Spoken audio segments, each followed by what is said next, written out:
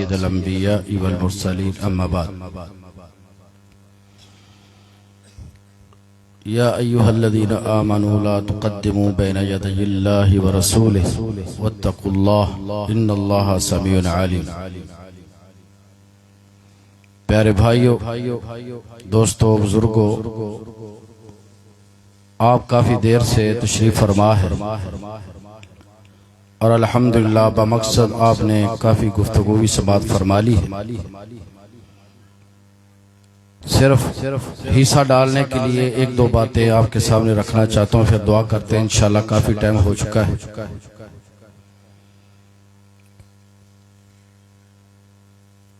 नबी अकरम सल्लल्लाहु अलैहि वसल्लम हमारे लिए नमूना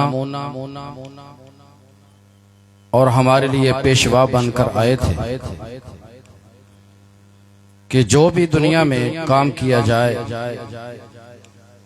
वो नबी अकरम सल्लल्लाहु अलैहि वसल्लम के तरीके के मुताबिक हो।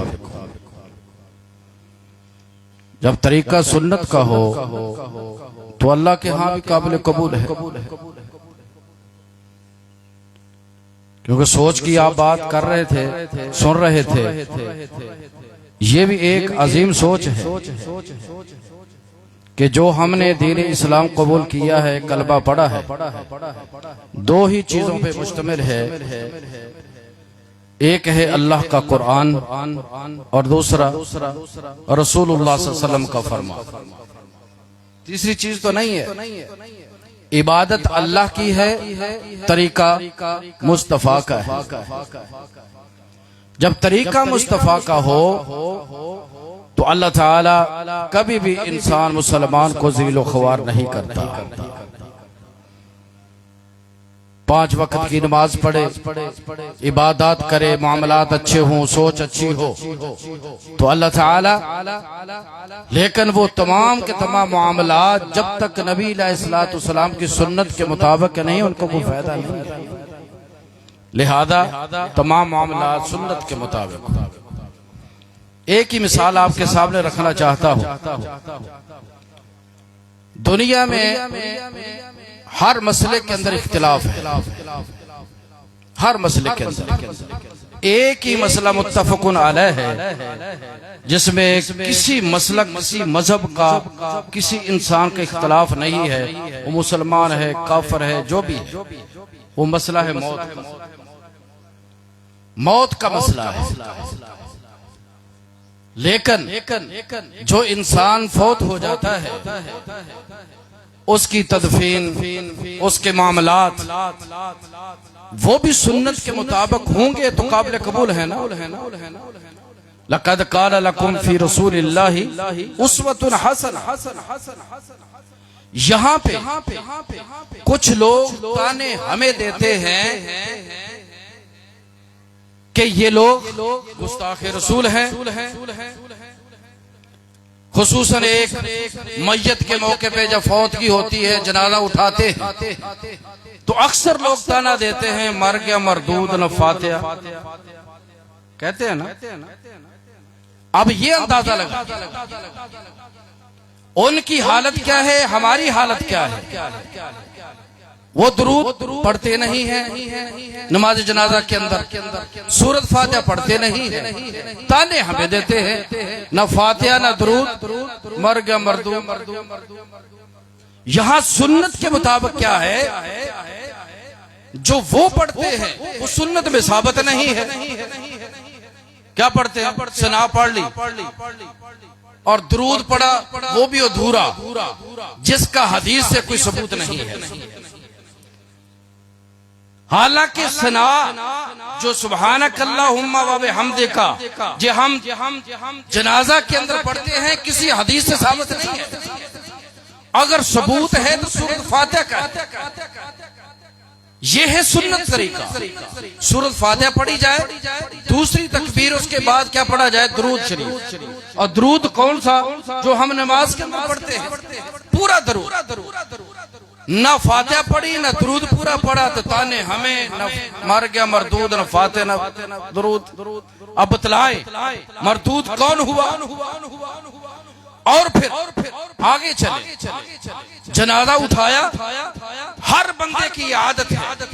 ये इस्लाह के लिहाज से तानो तशरीह का मैं कायल नहीं, सोच की बात चल रही थी, चलो मैंने कहा सोच की बात हो जाए। कुछ लोगों को मालूम ही नहीं, इल्म ही नहीं है। इस लिहाज से मैं 2-3 बातें आपको बताना चाहता हूं जो आए दिन हमारे साथ फौतगी है, जनाजे हैं, हम चलते भी हैं, उठाते भी हैं। चारपाई उठाई अक्सर लोग क्या करते, कलमाए शहादत। अब बतलाएं, अगर हमारे लिए रसूलुल्लाह सल्लल्लाहु अलैहि वसल्लम उसवे हसना है तो अल्लाह के रसूल या सहाबा किराम ने ऐसे पढ़ा था। हालांकि कलमा शहादत का जनाजे के साथ ताल्लुक ही नहीं है। कुछ सोच ऐसी बन चुकी है कि हर टाइम पे हर वक्त हदीस की मुखालफत। असल सोच क्या है कि नबी अकरम सल्लल्लाहु अलैहि वसल्लम ने फरमाया, जब बंदा मौत के करीब हो, सकरात लगी हुई हो, लक्किरू मौताकुम बिला इलाहा इल्लल्लाह, मौत की कश्मकश में मुसलमान है तो उसके नजदीक ला इलाहा कलमा शहादत पढ़ो, ताकि वो सुनकर पढ़ ले। क्योंकि नबी अलैहिस्सलाम ने फरमाया, मन काना आखिरु कलामिही ला इलाहा इल्लल्लाह दखलल जन्नह, जिसकी आखिरी कलाम ला इलाहा इल्लल्लाह होगी, अल्लाह उसको क्या देगा, जन्नत अता करेगा। हमने पढ़ना वहां था लेकिन चारपाई उठा के पढ़ना शुरू कर दिया, हालांकि इसका हदीस से कोई ताल्लुक किसी हदीस की साबित नहीं है। हजरात कब्रिस्तान पहुंचे, यह मुख्तसर बात कर रहा हूं। जनाजे के मैंने आपको बता दी, जनाजे का तरीका यही है, सुन्नत तरीका यही है। उलमा की जमात मौजूद है। हजरात बड़ी जिम्मेदारी से बात कर रहा हूं, हवाले का जिम्मेदार तरीका यही है। पहली तकबीर के बाद सूरत फातिहा और कोई सूरत, दूसरी तकबीर, उसके बाद दरूद इब्राहिमी जो नमाज के अंदर पढ़ते हैं पूरा दरूद है। तीसरी तकबीर वहां क्या है, उसके बाद मस्जिद के लिए दुआएं। हमारा तरीका क्या है, हमारी सोच क्या है? जनाजे के अंदर अल्लाह के रसूल ने दुआएं पढ़ी है, हमने पढ़नी नहीं। फ़ाख़लिसू लहु दुआ, इसके लिए खालिस नियत दिल से दुआ करो, अल्लाह इसको माफ कर दे। तो हमारी हालत के जनाजे में पढ़नी अपने लिए करनी, अल्लाह मग़फ़िर लिहय्यिना व मय्यितना व शाहिदना, हालांकि उस मय्यत के लिए दुआ है ही नहीं। उसकी दुआ तो आगे है, अल्लाहुम्मा मग़फ़िर लहू, अल्लाह इसको भी माफ कर दे, इस पे भी रहम फरमा, इसको भी जन्नत अता फरमा। ये पढ़नी नहीं।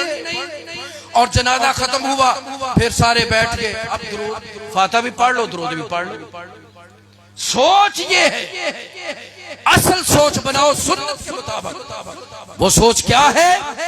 जनाजे के अंदर दुआएं हैं, दुरूद अंदर है, बाहर नहीं है। या दुआएं जनाजे के अंदर हैं या फिर कब्र के ऊपर है। हमने वहां भी सोच तब्दील की, कब्र पे गए, पढ़ो इसके सरहाने सूरत बकरा, सूरत फातिहा। सूरत बकरा का आखिरी रुकू, एक उधर खड़ा है, एक उधर खड़ा है, हालांकि हदीस से इसको साबित। कब्रिस्तान में कुरान पढ़ना जायज ही नहीं है। नबी अलैहिस्सलाम ने फरमाया, अपने घरों को कब्रिस्तान ना बनाओ। क्या मतलब? कि कब्रिस्तान में कुरान नहीं पढ़ा जाता, अपने घरों में कुरान पढ़ो, अपने घरों को वीरान न करो कुरान के बगैर। हमारी सोच उल्ट, वहां कुरान पढ़ना और मैयत में तदफीन करने का भी तरीका अल्लाह के रसूल ने बताया। इसके पांव की तरफ से कब्र हम क्या करते हैं, मगरबी साइड पे चारपाई रख कर उसको नीचे उतार देते हैं, हालांकि ये सुन्नत के मुखालिफ है। इसमें हमारे कुछ लोग हमारे अहले हदीस भी करते हैं, गलत है। असल चीज ये है सुन्नत के मुताबिक, इसके जहां पांव होते हैं ना मैयत के कब्र की तरफ, वहां चारपाई रखी जाए।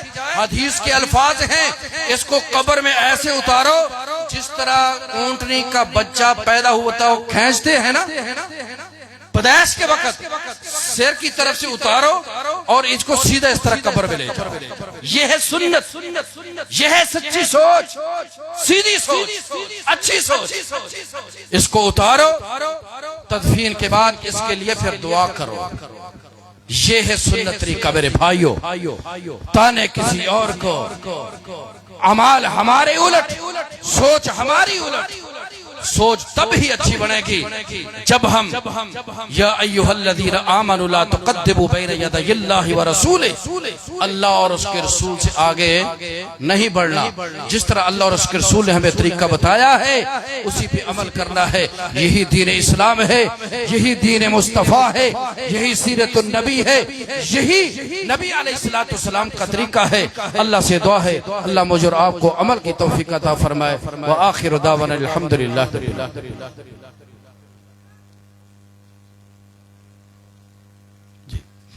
बिस्मिल्लाहिर्रहमानिर्रहीम अल्हम्दुलिल्लाहि रब्बिल आलमीन वस्सलातु वस्सलामु अला सय्यिदिल अंबिया वल मुरसलीन।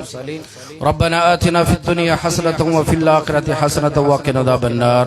रब्बना ज़लमना अनफुसना व इन लम तग़फिर लना व तरहमना लनकूनन्न मिनल ख़ासिरीन। अल्लाहुम्मा अइज़्ज़िल इस्लाम वल मुस्लिमीन व अज़िल्ल शिर्क वल मुशरिकीन व दम्मिर अअदाक व अअदा अद-दीन या अरहमर राहिमीन। ऐ अल्लाह हमारे सगीरा कबीरा गुनाह माफ़ फरमा। अल्लाह हम यहाँ जमा हुए हैं तेरी रहमत के लिए, हम पे अपनी रहमतों का नुज़ूल फरमा। अल्लाह इस प्रोग्राम को कबूल और मंजूर फरमा। जिन्होंने एहतिमाम किया है, जो बयान किया है, जो सुनने के लिए आए हैं, अल्लाह तमाम के लिए ज़रिया नजात बना। अल्लाह जिस तरह आज यहाँ इकट्ठा किया है, कल क़यामत के दिन जन्नत में इकट्ठा फरमाना, नबी के हाथ से हौज़े कौसर से पानी नसीब फरमाना, जन्नतुल फिरदौस में जगह नसीब फरमाना। ऐ अल्लाह जितने मुसलमान बीमार उनको शिफाए कामिला आज नसीब फरमा। भाई अफजल साहब बता रहे थे कि भाई सैफुल्लाह साहब अस्पताल में, अल्लाह ताला उनको भी शिफाए कामिला आज नसीब फरमा। इसी तरह हमारे अब्दुल कलीम साहब हमारे नहायत ही बुजुर्ग और काबिल एहतराम, वो भी बीमार हैं, उनकी भी सेहत के लिए दुआ करे, अल्लाह उनको भी शिफाए कामिला आज नसीब फरमा। ऐ अल्लाह जो जिसने ये खैरात की है भाई अफजल साहब ने, उनकी टीम ने ये मेहनत की, अल्लाह अपनी बारगाह इलाही के अंदर कबूल और मंजूर फरमा। अल्लाह हमारे उलमा का बयान करना कबूल और मंजूर फरमा। अल्लाह इनको सेहत ईमान वाली जिंदगी अता फरमा।